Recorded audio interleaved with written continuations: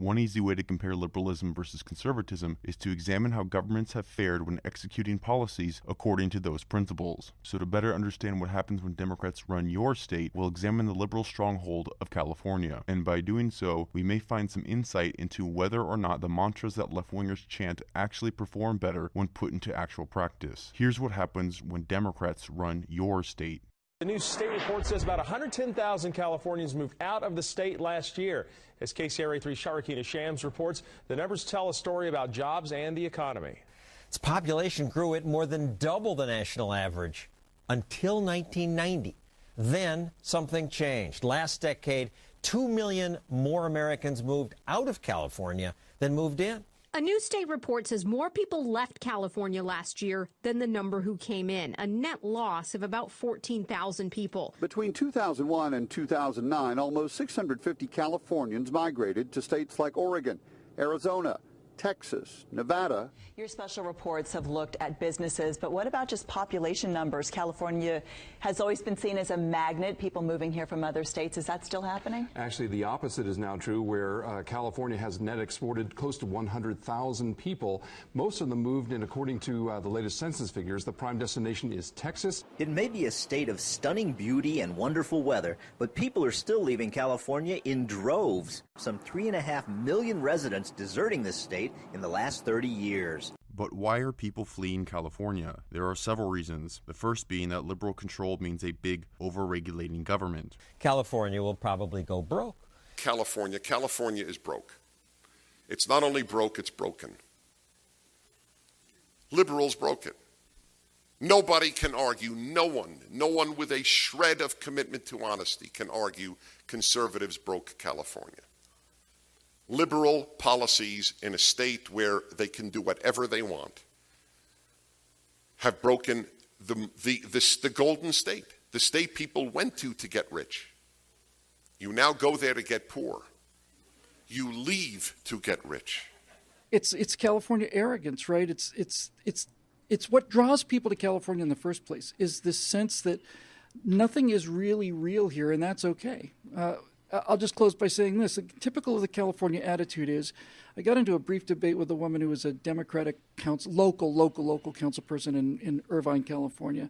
And she was saying, well, because we got in the middle of this, she said, if Republicans are really so great, how come California's doing so well? California is the 7th biggest economy in the world, and it's run by Democrats. And I said, it is the 7th biggest economy in the world. And before the Democrats got a hold of it, it was the 5th biggest economy in the world.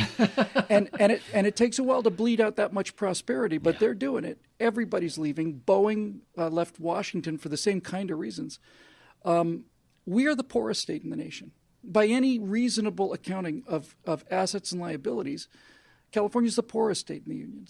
Debt is unbelievable. And nobody wants to look at the red ink on the spreadsheet. All they do is look at the black ink.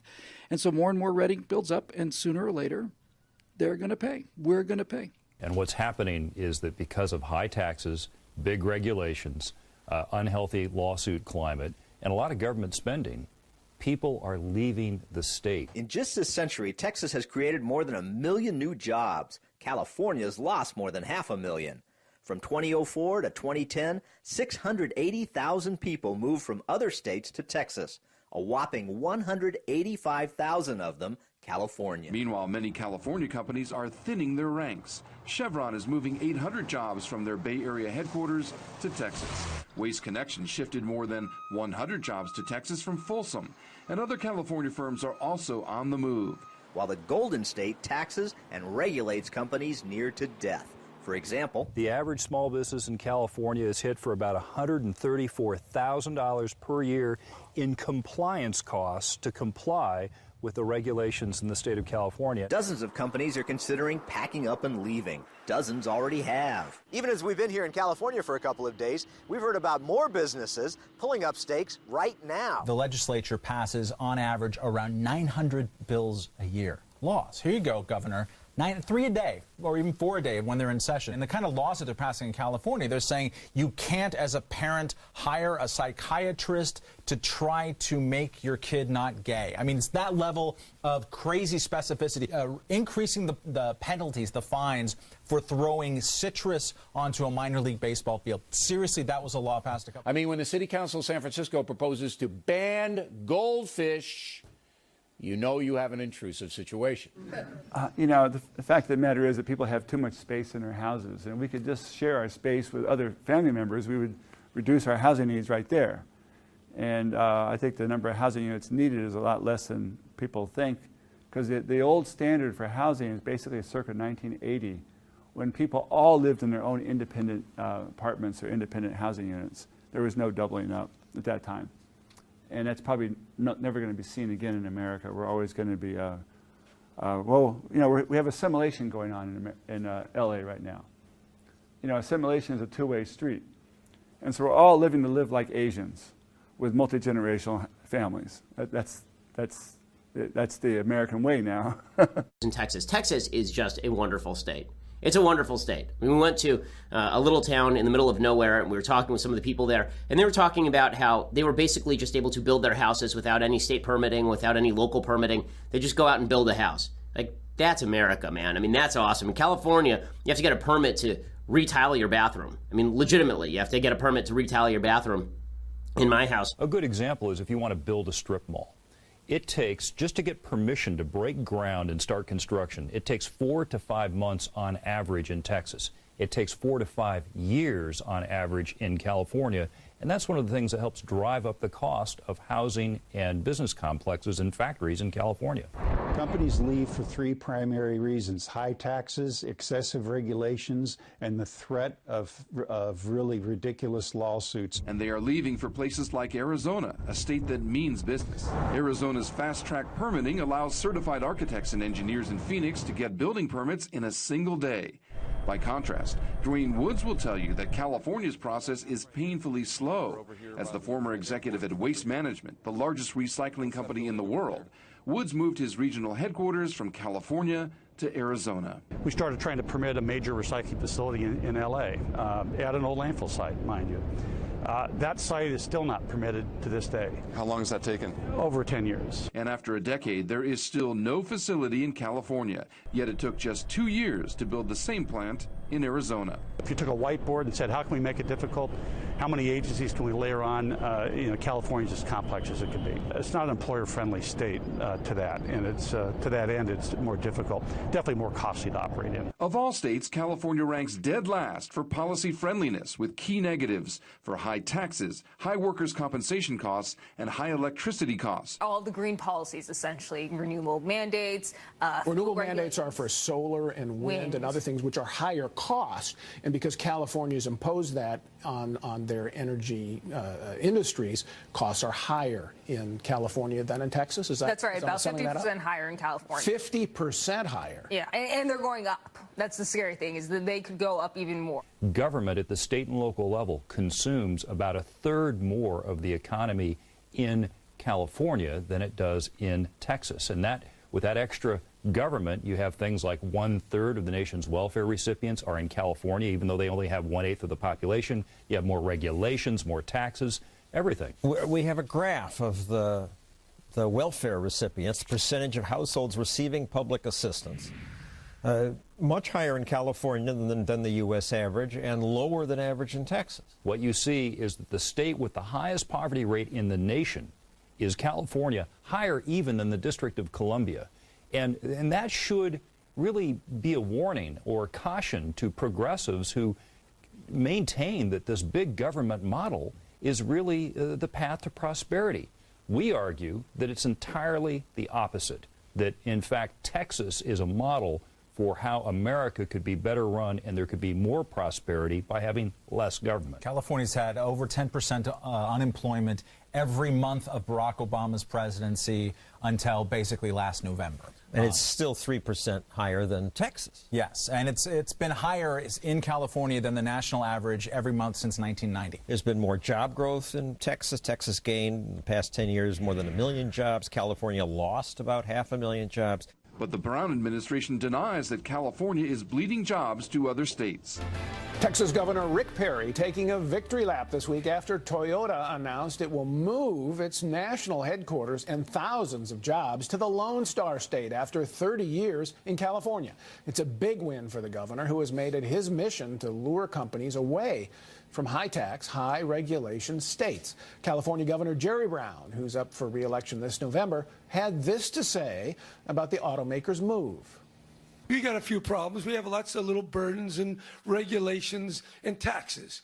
But smart people figure out how to make it. Notice California Governor Brown's rebuttal to companies leaving California in droves due to excessive overregulation by big government liberals. He says smart people figure out how to make it, which means there must be a lot of dumb business owners in California, because Spectrum Location Solutions found that about 9,000 companies moved their headquarters or diverted projects to out-of-state locations away from California from 2008 to 2015 due to the Golden State's hostile business environment. And they aren't all mom-and-pop shops. Companies like Toyota, Carl's Jr., and Nestle, among others, have found California to be bad for business. But it's not just high taxes and excessive regulations. Its anti-business sentiment has created the perfect breeding grounds for frivolous lawsuits. California ranks as the worst state in America for treatment of class action lawsuits, the worst for damages applied to lawsuits, the third worst in timeliness of decisions in the litigation of those lawsuits. They rank fifth worst in judges' competence and second worst in judges' fairness, according to the U.S. Chamber of Commerce. California is perpetually ranked among the worst governed states in America and has more debt than any other state and the worst credit rating of any other state. But how do they rack up such massive debt? Where does all the money go? The first thing big government bureaucrats do with your tax dollars is give it to their own being other government workers and massive unions that are big donors to Democratic politicians. Is that the Los Angeles City Council members are paid $178,000 per year? They are the highest paid legislative body in the nation, John. We just had a councilwoman that Janice Hahn went to Congress, the House of Representatives, and she has to take a cut in pay. They make more money than United States senators for a Los Angeles City Council. Los Angeles, each councilman is given a car?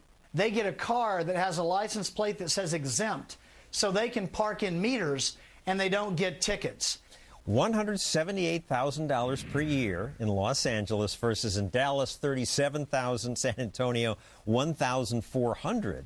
California is not a right-to-work state. They have very powerful unions, especially government unions. They are to spend millions and millions of dollars to promote bigger government and higher taxes. 4 California cities have now declared bankruptcy, Stockton the biggest, and San Bernardino. The result isn't pretty. Some 50-year-old retirees were promised they can collect forever.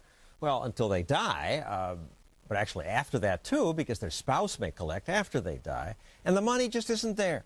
Politicians promised them much more money than the town had. So, do the people in San Bernardino realize that's the reason the town went belly up?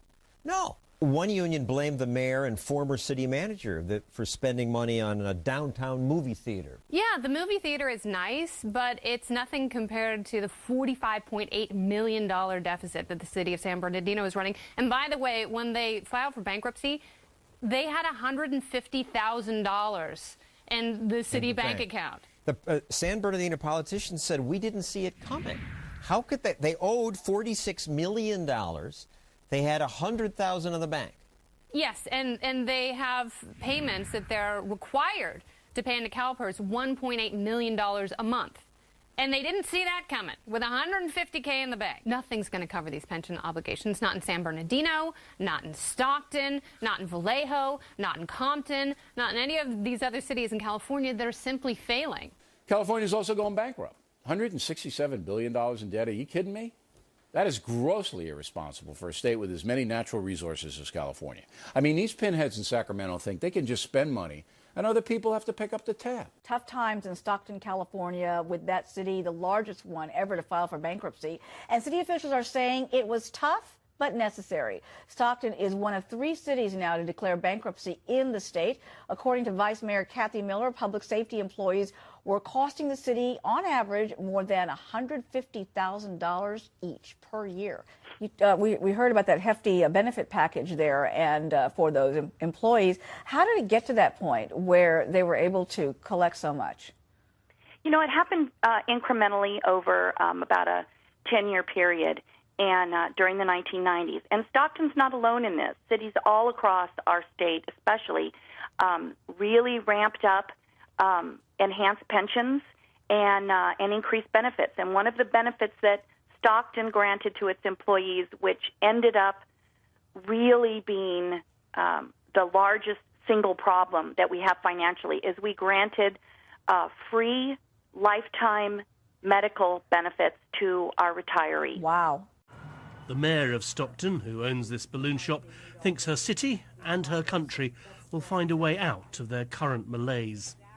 I think we have a good future. I think we're still figuring out how we play that future, what role we have, and how we resume again our prominence in innovation and manufacturing and a lot of those industries. It's a matter of evaluating who we want to be when we grow up.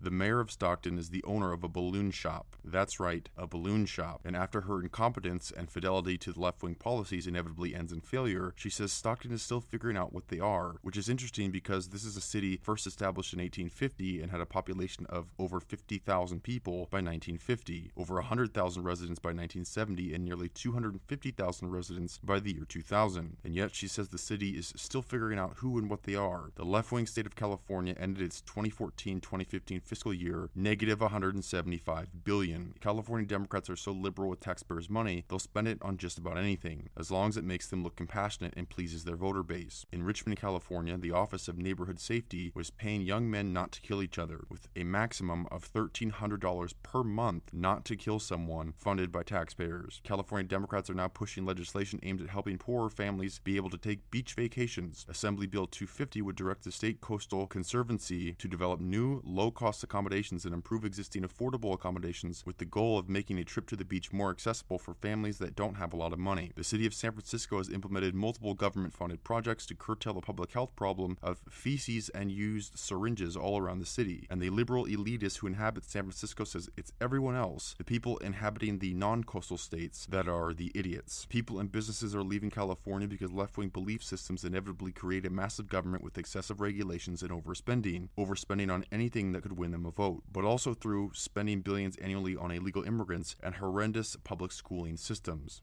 California owes an astounding $167 billion, and it's running an annual deficit of about $9 billion, money that can never be paid back.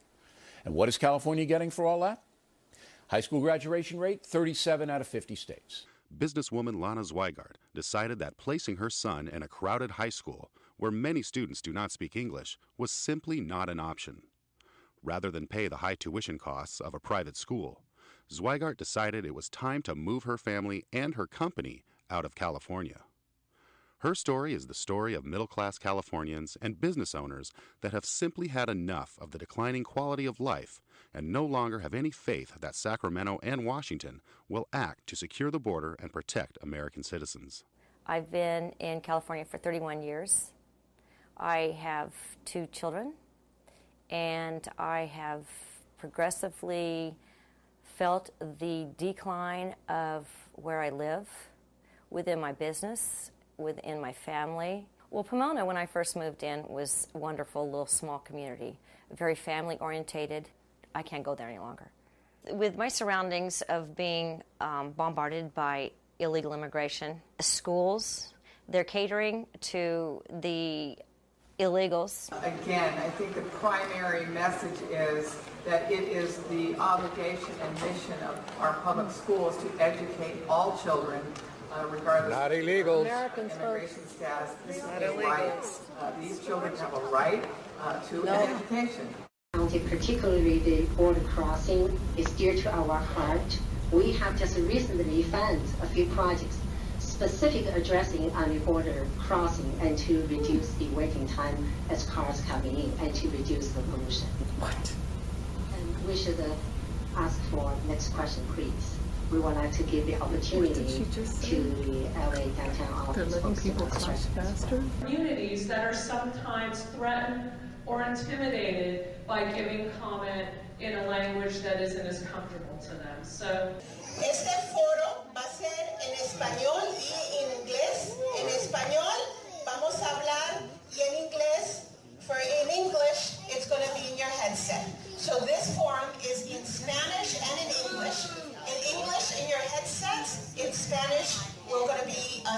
on the microphone. We live in America. It should be in English. More people here speak English and Spanish.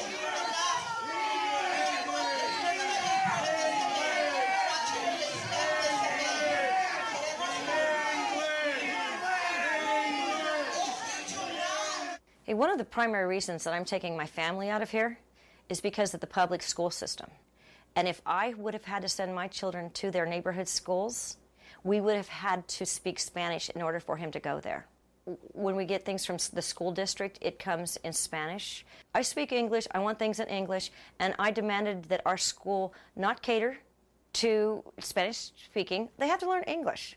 California is ranked among the worst public schooling systems in America and is annually in the bottom 20% of schools nationwide. But the good news is, teachers in California are one of the highest paid in the nation. Despite California ranking 48th of 50 states in math and 49th in reading, the teachers are being compensated pretty well. In 1992, the LA Times wrote an article about A.G. Curry Middle School in Tustin, California, celebrating the diversity by flying 65 flags of students' home countries. The principal said he planned to turn Curry Middle School into a model multicultural school. By 2010, A.G. Curry Middle School was 88% Hispanic, and that same year the school scored a D- in math, a C in language, and a C+ in science for an overall grade of a D+.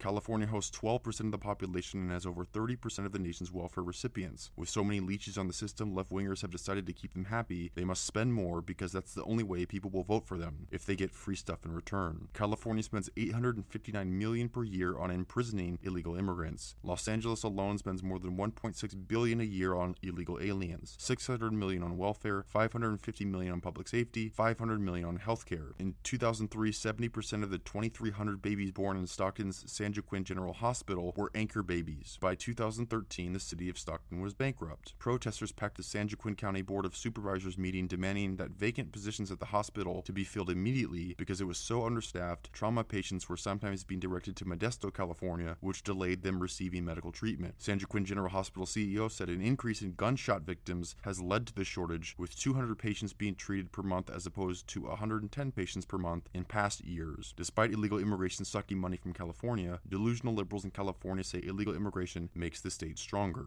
After several decades of Democratic control in the state legislature, California now faces an unfunded pension liability of no less than several $100 billion. The state is also experiencing unprecedented middle-class flight, skyrocketing housing costs that are 250% more than the national average. Businesses of all kinds have been fleeing the state due to everything from excessive regulations, high taxes, or mandatory $15 minimum wages. California has horrible schools and regularly among the highest unemployment rates in the country. From 2007 to 2010, the number of children living in poverty in California grew by 30%, and 1 out of 5 children in California grew up in poverty. This is what Democrats have done to California. But Democrats have solutions for their money woes. It's a plan that is a regular go-to for liberals when they overspend to try and win votes by giving away free stuff, and that plan is taxing the rich.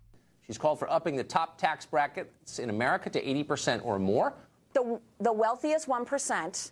I would like to tax them at higher rates across the board on their salary, on their investments, and also on what they're passing to the future generation. Yeah, well, they just passed by a ballot initiative one of the largest tax increases in history. Tax the rich. They've increased taxes by $50 billion. So, yes, suddenly it's going to look a lot more balanced there. But they're also lying. I mean, they're talking about revenue projections that will not come true. It's an annual tradition in California. Your budget looks balanced in January when you propose it, and then when the revenues actually start coming in, you say, oh, there's a shortfall. And that shortfall could be $8 billion. It has been as high as $30 billion in recent years. We'll see that happen again. So clearly, California has serious economic problems. The state has the lowest credit rating of any other state. It's falling deeper into debt. So is this just a reality that they need to face, that deep cuts need to be made because they can no longer spend beyond its means? We should be getting a more equitable system of taxation and taxing the wealthier at rates that are commensurate with other states. We need to be able to raise revenue in an equitable fashion in the state. Californians actually pay a lower tax base than most other states. Where the top marginal tax rate in California is what? 13.3%. And in Texas? 0. 0. That would seem to be an advantage. That'll even get Freeman's attention. I think it would get anyone's attention. And California has had an issue with its revenue, that is raising enough revenue to provide the services that Californians need. This is another part of the problem. Notice this college professor's explanation for the problem, that California has a revenue problem. By revenue, she means taxes. But California's problems are not because they don't tax enough or that they don't tax the rich their fair share. That California has the most progressive tax system in the United States. We do ask those who make the most money to pay the highest percentage of taxes. California is among the highest tax states in the country. California has the highest personal income tax of any other state in America, significantly higher than any other state. The Federation of Tax Administrators ranks California as the top taxer with a 12.3% income tax, and if you make over $1 million in the state of California, the income tax rate jumps to 13.3%, nearly 30% higher than the number 2 state of Oregon. The top 1% of earners in California account for over 40% of income tax revenue. California is 4th highest in the nation in per capita corporate income tax revenues. California is the highest sales tax than any other state. California is the highest gasoline tax than any other state. California even taxes carbon emissions. California's problems are not the result of not taxing enough or the rich not paying their fair share. California does not have a revenue problem. California has a spending problem. Turns out giving away free stuff to people in exchange for votes can be very expensive. I think the politicians want to get reelected, and the state government workers want to get as much as they can before the whole house of cards comes tumbling down. The problem is California is Greece, the Greece of America. There are too many people riding in the wagon, not enough people pulling the wagon. Now they've raised taxes, so you're going to see the productive people leaving the state and more people living off the government, voting for more government, but sooner or later, nobody's there to pay the bills. It's too expensive to create jobs. It's too expensive to finance a bloated workforce. It's too expensive to maintain all these pensions. But by the time you reach that level, if more than 50% of the voters in your state are somehow riding on the wagon, are either government welfare beneficiaries, government workers, or the retired living off government, how do you ever change? And that's what makes me so pessimistic. A beautiful state that I think is being ruined by big government. California has failing infrastructure all over, with an estimated $130 billion backlog in needed infrastructure repairs. California just passed another tax increase, a 12 cents per gallon gas tax and 20 cents per gallon on diesel fuel, while also increasing the vehicle licensing fee from $25 to $175 per year, depending on the value of your vehicle, the average fee increasing by $48 per year. California's general fund has increased by $36 billion over the past 6 years, and yet there's no money for infrastructure. The money they should have spent on infrastructure, they spent on their constituents and voters in the form of government handouts. The bad business climate created by liberals forces businesses to flee. With less jobs, unemployment rates become high. Importing immigrants from third world countries who are largely uneducated, unskilled, and speak little to no English makes employing them difficult, so they live off the taxpayer. Never-ending welfare benefits given to the poor provide just enough to get by, and in return generate loyalty to Democratic politicians because the poor depend on them for their income. So voting Democrat is essential to their livelihood. Modern liberalism, as exemplified in the state of California, is a giant Ponzi scheme, which inevitably ends in financial collapse. And when that collapse happens, they won't say it's because of government, they will say it's because of capitalism and greed. And so in order to save us from greedy capitalists, we need more government control. In a previous video, I covered how liberals' so-called compassion destroyed the economy, and after it happened, they didn't attribute the failure to left-wing politicians implementing compassionate policies that ignore basic economic principles. They say it's because government didn't do enough, and that will always be the answer when Democrats and government ruin their surroundings. The Ponzi scheme is Democrats win votes by appealing to the emotions of the populace. They champion to help the poor, the sick, and people from third world countries, and the way they help them is by giving them free stuff, welfare benefits, free schooling, scholarships, free health care, increasing minimum wages, and appealing to each and every union, giving them more money, more benefits in exchange for votes. But all these promises cost money. But the government doesn't know how to make money. Government only knows how to take it, and as soon as their voter base wants something else, they are perfectly content to use your money in return for loyalty from their voters. And if you don't like it, you're a racist, sexist, homophobic, misogynist, ableist, Islamophobic, xenophobic bigot who hates the poor and sick. This is what liberalism creates, a system that rewards the unproductive at the expense of the productive, and with never-ending mouths to feed and votes to win, they make more promises that cost more money, and those who have the money and run the businesses that provide the jobs end up leaving, and then you have a failed state.